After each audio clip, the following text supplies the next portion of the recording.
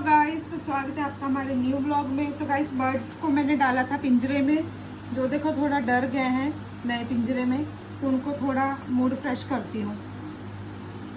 उनके लिए एक साउंड निकालते हैं, कैनरी बर्ड्स साउंड। अभी देखते हैं।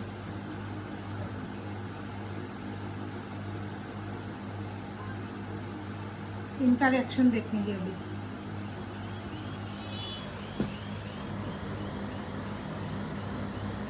तो गाइस, हमने ये बर्ड का साउंड ही निकाला। इनका मूड फ्रेश करते हैं इसको दिखा के। ये देखिए इनका रिएक्शन।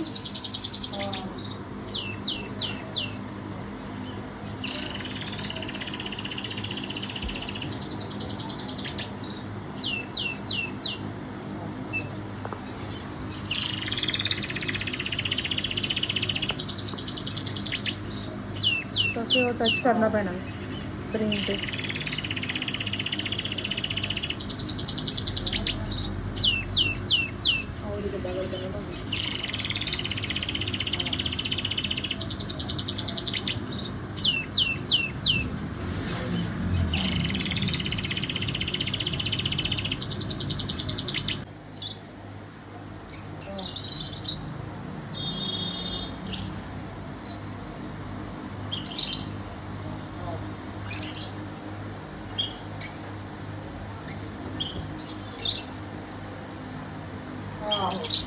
मेरे सामने तावी चढ़े रहते